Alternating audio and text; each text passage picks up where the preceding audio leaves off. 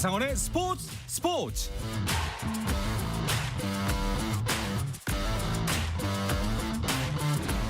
스포츠가 있는 저녁 어떠신가요? 아나운서 한상원입니다. 오늘 하루 이슈들을 살펴보는 스포츠 타임라인으로 출발합니다.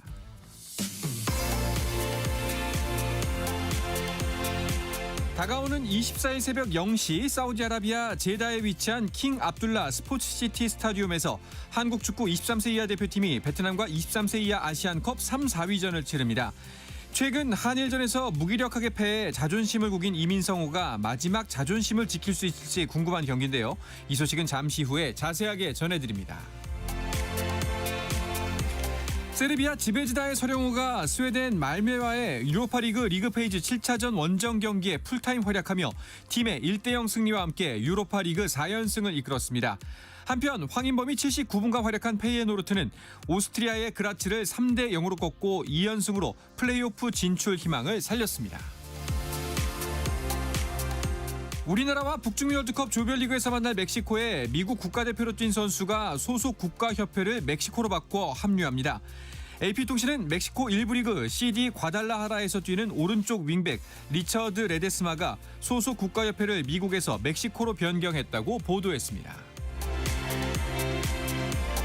남자 프로배구 대한항공이 아시아 쿼터를 교체했습니다.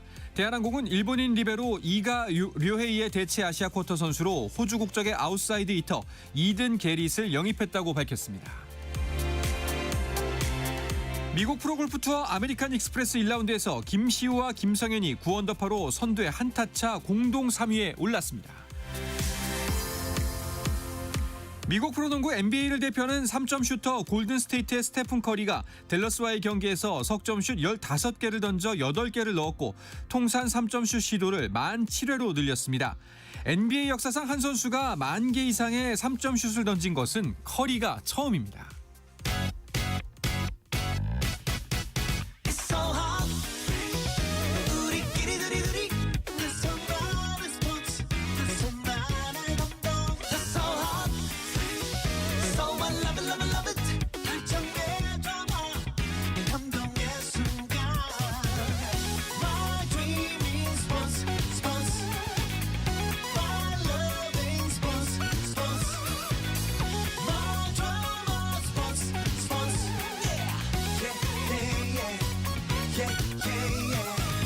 스포츠.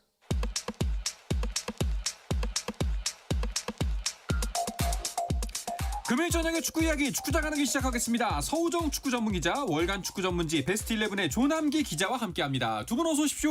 안녕하십니까. 안녕하세요, 서우정입니다. 반갑습니다. 자, 먼저 축구 대표팀 이야기를 해보도록 하죠. 이제 전지훈련지 아니라 캠프죠. 베이스 캠프. 우리가 1순위로 원했던 곳이 북중미 월드컵 베이스 캠프로 결정이 됐습니다. 네, 멕시코에서 조별리그 3경기를 치러야 되고 특히 1, 2차전을 고지대인 과달라하라에서 치러야 되는 홍명보인데요. 역시 베이스 캠프도 이 과달라하라에 위치한 두 곳을 후보로 놓고 신청을 했는데 다행히 우리가 1순위로 제출한 장소죠. 치바스 베르데 바에를 훈련장으로 사용할 수 있게 됐습니다. 이 치바스 베르데 바에는 멕시코 클럽이죠. 이곳 과달라하라를 연고로 하는 클럽 데포르티보 과달라하라의 훈련장, 전용 훈련장이기도 합니다. 네, 말씀하셨던 것처럼 우리가 그 조별 예선을 1, 2차전을 과달라하라에서 고지대에서 치릅니다. 그만큼 고지대 적응을 위해서라도 이 지역에 베이스 캠프를 차리는 게 최선이었는데 잘 됐습니다.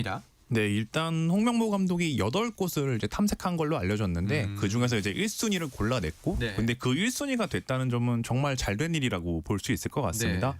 그리고 그 과정에서 이제 전문가들과 협업도 굉장히 많았다고 해요. 뭐 고지대 훈련 전문가, 운동생리학 전문가, 그다음에 또 KF의 의무분과위원까지. 근데 그 전문가가 또 협의로 고른 이 장소가 선정이 됐고 그렇다는 것은 과학적으로도 굉장히 도움이 많이 될 것이고 선수들 피지컬 레벨 끌어올린 데는 참 좋을 것 같다는 생각이 듭니다. 뭐 우스갯소리를 이제 오대산 높이라고 하는데 그만큼 높은 곳에서 훈련을 하겠지만 어차피 우리가 또 월드컵을 높은 곳에서 치르기 때문에 앞으로 더 많은 이점이 느껴질 장소가 아닌가 그렇게 생각을 합니다. 네. 자, 그리고 이 치바스 베르데 바이에가 멕시코 클럽 데포르티포 여기에 훈련장이면은 이미 기존에 활성화가 되어 있고 계속해서 쓰던 곳이라는 얘기 아니에요. 네. 이곳 이제 클럽 데포르티보 과달라하라의 홈구장이 네. 바로 우리가 1, 2차전을 치르는 아크론 경기장입니다. 그러니까 이 팀의 훈련장의 잔디 품종 환경도 경기장 실제 잔디 품종과 동일하다고 해요. 예, 유럽이나 이런 클럽들은 보면은 홈구장하고 훈련장하고의 잔디 상태를 거의 동일하게 유지를 하거든요. 네네. 그걸 활용할 수 있다는 게 우리 입장에서 굉장히 좋은 이점이라고 할 수 있고요. 또 이 훈련장이 경기장과는 불과 5km밖에 떨어져 있지 않습니다. 차로 10분 거리예요. 2014년 브라질 월드컵 때 홍명보 감독이 우리의 이 베이스 캠프를 포르투 이가수에 위치했는데 경기를 치를 때마다 전용 비행기를 이용하긴 하지만 계속 이동하고 하는 상황이었었는데 어떤 그 당시에 이동으로 인한 피로감, 실패 이런 것들을 좀 돌아봐서인지 홍명보 감독이 이번에는 1, 2차전을 아예 우리가 경기를 치르는 곳에서 차로 10분 거리밖에 떨어지지 않은 훈련장을 삼게 됐고요. 거기다가 역시 뭐 멕시코를 대표하는 클럽의 클럽하우스 시설이다 보니까 뭐 헬스장이라든가 라커룸, 잔디 상태 이런 모든 부분이 우리 기준에서는 상당히 높은 수준이다라고 볼 수 있다는 평가가 나왔습니다. 네. 자, 그리고 이게 이제 직접 본 게임 들어갔을 때 베이스 캠프고 사전 캠프도 고지대를 생각하고 있다는 얘기가 들려오더라고요. 네, 약간 단계적 고지대 적응이다. 좀 이런 개념으로 봐주시면 될 것 같습니다. 뭐 이제 고지대로 올라가긴 하는데 조금 낮은 고지대부터 해서 이제 점점 높은 곳으로 가는 게 선수들한테 도움이 될 테잖아요. 네. 그래서 뭐 미국 로키 산맥 이쪽에 이제 지역들이 많이 언급이 된다고 하는데 그쪽에는 뭐 1,200m부터 1,600m까지 다양한 형태의 고지대가 있다고 합니다. 그래서 그쪽으로 이제 베이스 캠프가 아니라 사전 캠프가 선정이 된다면 베이스 캠프 들어가기 전에 본 게임 들어가기 전에 약간 군대로 치면 훈련소 같은 그런 네네. 느낌일 것 같아요. 그 훈련소가 또 비슷한 환경이라면 선수들이 본 게임에 도착했을 때 더 잘할 가능성이 높기 때문에 그래서 이런 좀 이 사전 캠프 지역에 대한 얘기가 흘러나오는 것 같습니다. 네. 이 경기 외적인 것들이 또 이제 밑바탕이 잘 돼야만 또 최고의 결과를 낼 수 있었을 텐데 이런 부분들이 그래도 준비가 착착착 되고 있는 것 같아서 마음이 좀 놓입니다. 자, 그리고 경기 월드컵에 들어가기 전에 우리가 3월 평가전을 치를 텐데 이 준비도 해야 할 텐데요. 네, 3월 말에 이제 우리가 A매치 주간이 있고 두 경기를 치를 수 있는데 일찌감치 뭐 홍명보 감독은 유럽에 가서 치르겠다라는 계획을 세웠고요. 첫 번째 경기 상대는 오스트리아로 일찌감치 확정이 된 상황입니다. 이게 아직 뭐 공식 발표가 나지 않았을 뿐이었지 오스트리아 언론에 의해 가지고 연초에 이미 한국과 경기를 한다는 부분이 많이 보도가 됐었거든요.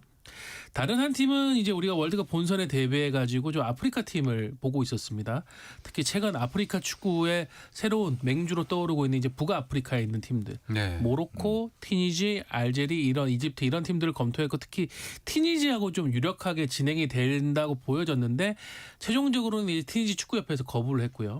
그래서 대안을 찾았는데 그 결과 지금 유력한 상대는 또 아프리카의 강자라고 할 수 있죠. 코트디부아르입니다. 네. 코트디부아르 현지 매체에서 3월에 유럽에서 한국과 평가전을 치를 가능성이 높다라고 최근 보도가 됐습니다. 그렇습니다. 야, 시간이 정말 빠른 게 2026년 된 지도 얼마 안 된 것 같은데 벌써 1월 달도 이제 후반기로 접어들고 있습니다. 월드컵도 어느 순간 이제 우리 앞에 다가와 있을 것 같은데 최종 엔트리 결정은 언제쯤 나오나요? 제 느낌으로는 한 이제 지금 순간으로부터 한 4개월 정도가 남지 않았을까 이렇게 생각이 됩니다. 참고로 카타르 월드컵이 개막 일자가 11월 20일이었는데 그때 최종 엔트리는 11월 12일에 발표됐었습니다. 생각보다 멀지 않은 시점에서 발표를 할 수도 있는데요. 그 당시에 뭐 유럽 축구 일정이나 뭐 우리 대표팀 선수들의 관련 일정을 좀 봐야 될 것 같은데 뭐 챔스는 예를 들어서 5월 30일 날 마무리되고요. 뭐 LAFC 같은 팀은 5월 25일 날 또 마무리가 됩니다. 분데스리가 최종 라운드는 5월 16일이고요. 그래서 이 즈음에 아마 선수 일정을 고려해서 최종 엔트리가 나오지 않을까 싶고 참고로 저희 대표팀은 첫 경기가 6월 11일, 12일 이 정도입니다. 네. 자, 이제 월드컵이 점점 다가오고 있는 만큼 관련 소식들을 간간히 전해드릴 것 같다는 생각이 듭니다. 자, 그리고 대표팀 이야기인데 이 성인 대표팀은 아니고 23세 이하 대표팀 이야기입니다. 새해 첫 한일전 축구 경기 사실 4강전 가서 많이 기대를 했었거든요. 또 졌습니다. 네. 이민성우가 23세 이하 아시안컵 지금 사우디아라비아 리야드에서 열리고 있는데요. 이곳에 열린 준결승전에서 일본에게 0대1로 패하면서 결승 진출에 실패했습니다. 8강에서 호주를 상대 접전 끝에 2대1로 승리하면서 조별리그에서의 좀 부진함을 반전시키는 그런 분위기를 만들었기 때문에 일본을 상대로 한번 해볼 만하다라는 기대치도 있었고, 특히 일본 같은 경우에는 지금 이번 23세 이하 아시안컵에 참가한 멤버들이 2028년에 열리는 LA 올림픽에 겨냥하다 보니까 21세 이하 팀으로 구성이 돼 있단 말이에요. 네. 그래서 우리가 2살 더 많기 때문에 어떤 힘, 경험, 운영 이런 부분에서 좀 일본을 상대로 유리한 부분을 가져갈 수 있지 않을까 싶었는데, 전반에는 좀 팽팽한 경기를 했습니다만 후반 실점 이후에 또 급격하게 흔들리는 모습이 나왔고 결국 만회하지 못하면서 0대1로 패하고 말았습니다. 그렇습니다. 뭐 0대 1이기 때문에 뭐 석패 혹은 이제 팽팽하게 아깝게 졌다라고 생각할 수도 있겠지만, 사실 경기 전체를 놓고 보면은 맥을 못 춘 면이 많다라는 생각이 좀 듭니다. 네, 일단 기본적으로 한일전을 향한 기대감이 늘 있고요. 그렇죠. 그래서 한일전에서는 항상 잘 싸워줬으면 하는, 네. 어쩌면 저희도 조금 더 냉혹하게 바라볼 수 있을지도 모릅니다. 근데 그걸 떠나서 결정력이 저는 굉장히 부족하다는 느낌을 받았습니다. 골을 넣을 수 있는 찬스가 없었던 건 아니었거든요. 근데 실점 이후에 오히려 좀 더 쫓기는 것 같았고, 사실 전반전에 좀 소극적으로 한 느낌도 조금은 있었던 것 같아요. 네. 조금 더 공격적으로 좀 이제 제대로 다이나믹하게 했으면 좋은 결과가 있었을 수도 있을 것 같은데, 이번 대회 내내 대표팀이 조금 기가 눌려 있었다 보니까 그런 것도 조금 한일전에서 영향을 미쳤던 것 같고요. 무엇보다 이제 아시안 게임이 다가오고 있는데, 아시안 게임 이제 9월이면은 9월로 치면 한 7, 8개월 정도가 남았는데, 그때까지 이 팀을 최대치로 끌어올려야 되는데, 결론적으로 이번 U23 아시안컵은 좀 의문점이 남았던 게 사실인 것 같습니다. 뭐 유럽파가 오고 와일드 카드도 오면은 조금은 나아질 것 같긴 하지만, U23 아시안컵에 참가했던 다른 나라의 레벨을 보면은 이번 아시안 게임은 진짜 4연패가 정말 쉽지 않을 수도 있겠구나, 이런 생각이 절로 드는 대회였던 것 같습니다. 그 두 분을 모셨으니까 요 질문도 한번 해보도록 하겠습니다. 아직 뭐 여정이 끝나진 않았습니다. 이제 내일로 넘어가는 새벽에 그 3, 4위전을 하기 때문에 조별리그와 8강전, 4강전을 보면서 드신 생각, 어느 부분이 좀 아쉬웠고 이 부분을 보완해야겠다라는 생각이 드셨는지요? 조남기 기자가 얘기했지만 우리가 이제 9월에 열리는 아시안 게임 때는 이 병역 혜택이 걸려 있기 때문에 유럽에서 뛰고 있는 선수들도 대거 합류할 수 있습니다. 그러면 우리가 활용할 수 있는 스쿼드의 어떤 퀄리티는 더 올라갈 것인데, 문제는 과연 이번 대회에서 조별리그 3경기, 8강전, 4강전까지 5경기를 통해서 보여준 이민성 감독, 이민성호가 풀어나가는 어떤 경기의 운영 방식이 우리가 다가올 아시안 게임에서 성과를 낼 수 있을 정도로 강한가, 트렌드를 쫓고 있는가.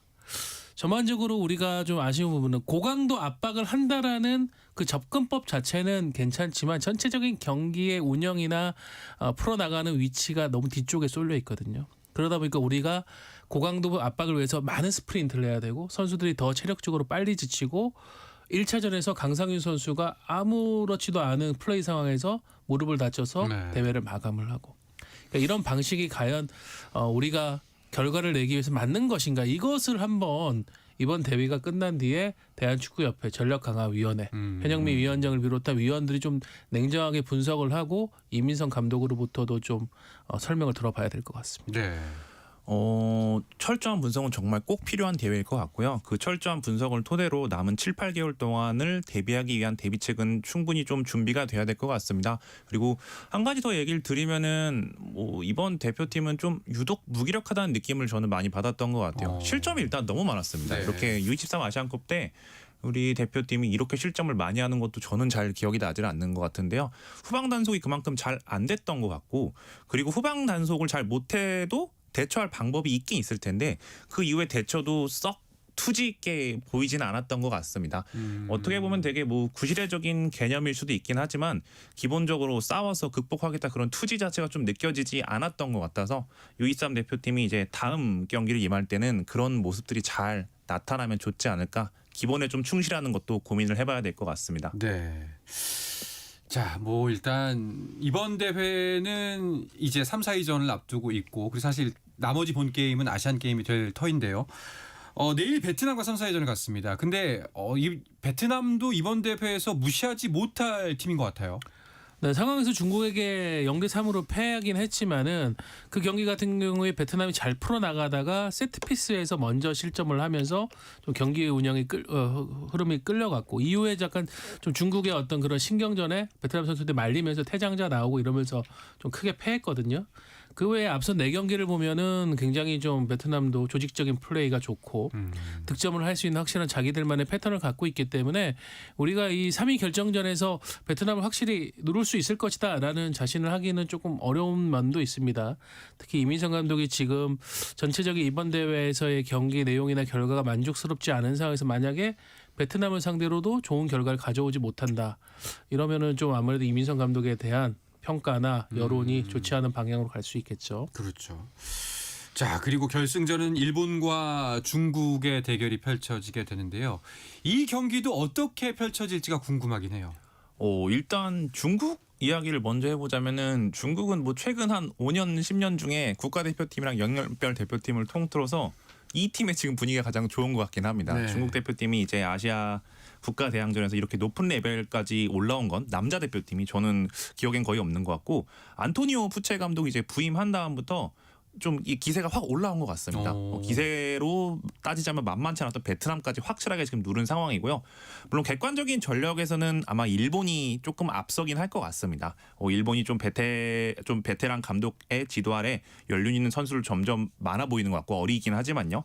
그래서 일본이 조금 우세를 하긴 할 것 같은데 중국의 기세가 워낙 만만치 않기 때문에 어쩌면 좀 재밌는 결과가 나올 수도 있지 않을까 조심스럽게 예상을 해봅니다. 네. 뭐 전형적인 창과 방패의 대결입니다. 이번 대회에서 전 경기 득점을 하고 있고 가장 많은 득점을 올린 가장 많은 무실점 경기를 한 특히 8강전, 4강전 모두 무실점 경기를 했거든요.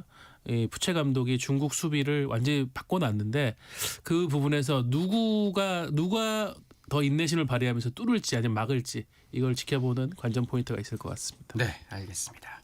자, 이어서 전지훈련이 한창인 K리그 이야기도 나눠볼까 하는데요. 그 전에 잠시 쉬었다가 돌아오겠습니다.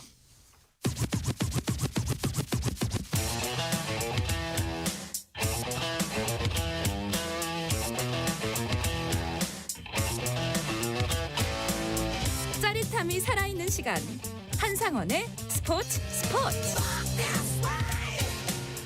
금요일 저녁의 축구 이야기 축구장 가는 길 이어가겠습니다. 월간 축구 전문지 베스트 11의 조남기 기자, 서우정 축구 전문 기자와 함께하고 있습니다. 자, K리그 이야기로 이어가 보도록 하죠. 전지 훈련이 한창입니다. 서우정 기자도 캠프 취재를 다녀오셨다고요? 네, 코로나 팬데믹 이후에 이제 K리그 팀들이 가장 많이 가는 전지훈련지 중 한 곳이 태국이거든요. 지금도 태국에 16개 팀이 모여서 전지훈련을 하고 있어가지고 여러 도시들을 돌면서 좀 상황들을 지켜봤고요. 오늘 오전에 돌아왔습니다. 오늘 오전에. 네. 너무 춥네요. 한국이. 그러니까요. 일하러 가셨기 때문에 뭐 아이고 고생하셨습니다라는 말이 나와야 되는데 남쪽 나라 다녀오셨다 그러니까 부럽습니다가 먼저 아까 인사로 나왔습니다. 자, 이정효 감독이 이끄는 수원 삼성의 훈련 분위기가 어떨지 굉장히 궁금한데요.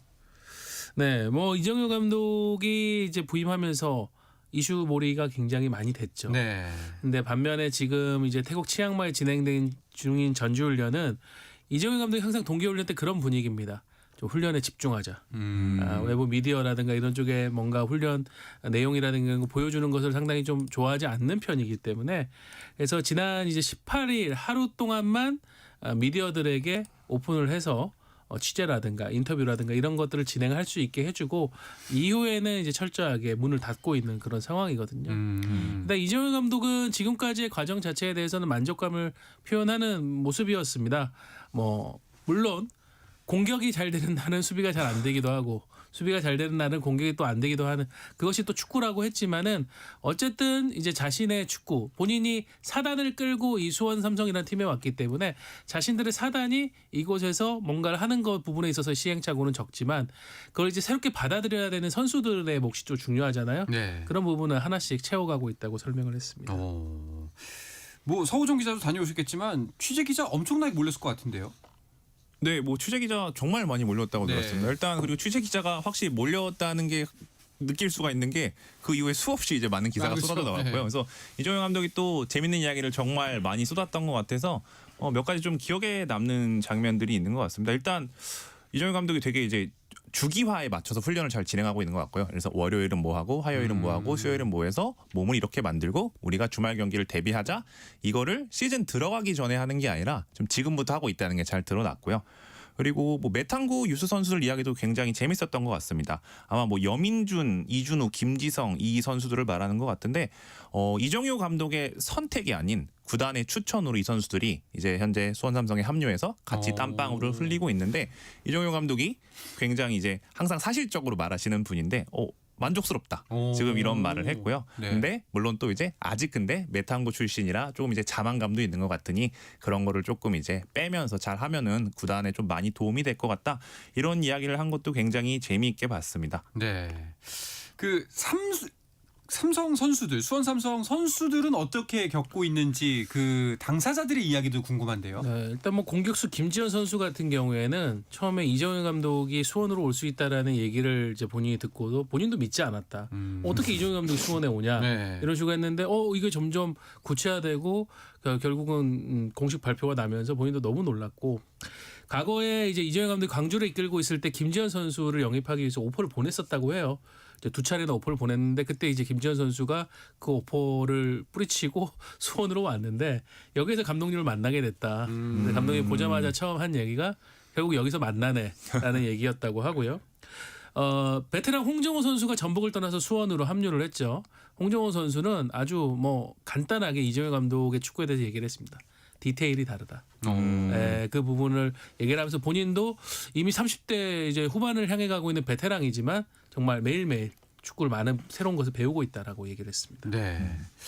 자, 그리고 이정효 감독만큼 뜨거운 관심을 받고 있는 감독이 바로 부천의 이영민 감독입니다. 근데 이 두 사람이 같은 숙소에 묵고 있다면서요. 네, 그래서 지금 오기 전에 안 그래도 뭐 부천 프런트에게도 전화를 해봤는데 숙소가 같다 보니까 선수들끼리 되게 마주치는 장면도 많고 뭐 그러다 보니까 자연스럽게 뭐 이정효 감독과 부천의 이영민 감독도 마주치는 자리가 있었던 것 같습니다. 그래서 두 감독의 이야기도 조금 이제 미디어를 통해 노출이 잘 됐는데요. 뭐 이정효 감독 말에 따른 뭐 이영민 감독은 현재 K리그1 걱정을 많이 하고 계신다 이렇게 말을 하더라고요. 아무래도 K리그1 이제 2에서 멋진 모습을 보여주면서 승격을 했지만 K리그1은 이제 또 커리어에서 처음이기 때문에 좀 긴장감 있게 준비를 하는 것 같고 하지만 뭐 분명히 잘 해왔으니 원래대로 하던 대로 하면은 부천대로 하면은 잘할 것이다 이렇게 예상을 했고 이정효 감독은 실제로 그런 말을 한 적도 있습니다. 부천이 승격을 해서 다행이다. 왜냐하면은 이제 부천이 진짜 감당하기가 좀 껄끄러운 팀인데 차라리 올라가서 다행이고 그래 좀 괜찮다라는 말을 했던 건데 이정효 감독이 이렇게 이제 타 감독을 이렇게 인정하는 모습을 좀 많이 보긴 쉽진 않은데 그만큼 이영민 감독의 부천이 대단한 것 같고 서로 상호간에 조금 리스펙트가 아름답게 잘 형성이 되지 않았나 이렇게 좀 비춰지는 것 같습니다. 네. 참 부천에 그 태국에 같이 있는데 K리그1 부천과 K리그2 수원이라는 게 약간 그 그림도 생소하긴 합니다. 서우정 기자는 부천 훈련 현장도 보셨어요? 네, 그래서 이영민 감독도 만났었고요. 네. 부천도 지금 겨울 동안에 상당히 충실한 보강들을 하고 있습니다. 전 국가대표 미드필더 윤빛가람 선수를 비롯해가지고 또 강원으로부터 브라질 공격수 가브리엘 선수도 영입을 했고 뭐 김종우라든가 이런 일부 리그에서 어느 정도 경험을 쌓은 선수들을 많이 데려왔는데 일단 이영민 감독이 그 부분을 강조를 하더라고요. K리그1과 K리그2의 가장 큰 차이는 턴오버다. K리그2에서는 턴오버 실수를 해도 우리가 만회할 수 있는 그런 어떤 시간이나 기회가 있었지만 K리그1은 그런 기회를 허락하지 않는다. 그런 부분에서 우리가 좀 중점적인 경기 운영을 해야 잔류라는 목표를 달성할 수 있을 것 같다라고 얘기를 했습니다. 네. 자, 이렇게 전지훈련이 한창인 상황에서 선수들의 이적 오피셜이 뜨고 있습니다. 이번 주에 가장 큰 뉴스는 송민규 선수의 서울행이 아니었을까 싶어요. 네, 뭐 어느 정도 이제 이야기가 돌고 있던 뉴스였는데 정말 마침내 송민규 선수가 FG 서울로 이제 가는 게 확정이 됐습니다. 네. 그리고 오피셜 영상도 참 서울에서 재미있게 만들어서 이제 좀 팬들의 반응을 한 번 더 일으켰고요. 그래서 팬들 사이에서 이제 뭐 송민규 사랑의 보기가 시작됐다. 조금 이런 이야기가 많이 나온 것 같습니다. 뭐 이어서 얘기 드리면 서울 뭐 비하인드 스토리도 많이 궁금해하시는 분들이 있는 것 같아요. 일단 제가 아는 거로는 처음부터 일단 국내 생각은 없었던 게 맞다고 하더라고요. 그리고 아무래도 여름이 아니라 겨울이다 보니까 유럽 시즌에 맞추다 보니까 좀 팀 찾기가 힘들었고 그리고 일단 빅리그 말고 다른 곳에서 정식 오퍼가 있긴 했었었는데 빅리그로 가면은 좀 거기서는 오퍼가 정확한 오퍼는 없었다고 합니다. 근데 그 이후에 조금 이제 이야기를 나눴던 팀들이 뭐 옥스퍼드나 헐시티나 뭐 콘야스프로 이런 팀이었다고 하는데 옥스퍼드는 정말 진심으로 원했던 게 맞다고 해요. 근데 이게 조금 아쉬운 사연이 있는데 옥스퍼드가 당시에 조금 감독이 비어 있는 상태라서 이제 감독을 선임을 하는 상황이었습니다. 네. 그래서 감독 후보 공군에 1, 2순위 감독이 있었었는데 1, 2순위 감독은 송민규 선수 영입을 굉장히 원했다고 하는데 뜻밖에도 옥스퍼드가 3, 4순위 감독을 선임을 하면서 송민규 선수가 아쉽게도 옥스퍼드로는 좀 가지 못하게 됐고요. 그래서 그 이후에 조금 헐시티랑도 대화를 해봤는데 헐시티 조건은 그렇게 좋지 않았던 것 같고 결국 유럽이 좀 힘들겠다는 걸 깨달은 뒤에 그 다음에서 이제 서울 울산과 얘기를 했던 거로 알고 있습니다. 서울 울산은 이제 계속적으로 이제 유럽이 안 되면 오라 이런 이야기를 했었었는데 그 과정에서는 송민규 선수가 큰 고민 없이 서울을 택했다고 들었습니다. 서울에 네. 아무래도 김기동 감독이 조금 있었던 게 영향을 크게 미친 걸로 들었습니다. 네. 옥스퍼드면은 그 전진우 선수가 간 데 아닌가요? 그렇습니다. 예. 옥스퍼드가 이제 공격 쪽이 굉장히 열악하기 때문에 수비력을 좀 살릴 수 있는 공격적인 옵션들을 받고 특히 한국 선수들을 봤거든요. 뭐 송민규 선수 그리고 전준우 선수를 같이 받고 포획 감독에게도 조금 문의를 해가지고 레퍼런스 체크를 했는데 포획 감독이 두 선수 다 모두 훌륭한 선수니까 확신하고 영입해도 좋다라는 평가를 했는데 최종적으로 옥스퍼드가 선택한 선수는 전진우 선수였습니다. 자칫 두 선수가 또 그리로 갈 뻔했는데 그런 생각도 들기도 합니다. 자, 그러면은 한 주간 또 어떤 오피셜들이 있었는지 이 소식들을 정리하면서 오늘 방송은 마무리를 해보도록 하겠습니다. 네, 일단 FC 안양은 뭐 건대 음바페라는 재미있는 별명이 있는 최건조 선수를 영입했고요. 정말 빠른 선수입니다. 네. 그리고 수원 FC도 베테랑 수비수 홍준호 선수를 영입하면서 이제 홍준호 선수는 믿을 수 있는 선수가 되어보겠다 이런 당찬 각오를 남겼고요.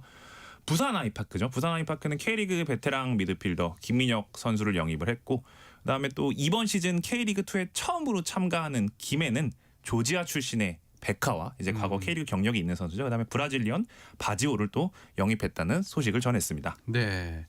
자, 이번 시즌 K리그 2가 이제 다음 달 28일 그리고 K리그 1은 3월 1일에 이제 열리게 되네요. 정말 얼마 남지 않았다는 생각이 듭니다. 이제 한 달 남짓 좀 지나고 나면 다시 한번 축구로 열기가 불타오르지 않을까 이런 이야기를 하면서 오늘 방송 정리를 하도록 하겠습니다. 금요일의 축구 이야기 축구장 가는 길 마무리하도록 하겠습니다. 서우정 기자, 조남기 기자와 함께했습니다. 두 분 오늘도 고맙습니다. 고맙습니다. 네, 주말 스포츠는 저녁 9시 20분부터 함께 하실 수가 있습니다. 저는 월요일 저녁 8시 30분에 돌아오겠습니다. 한상원의 스포츠.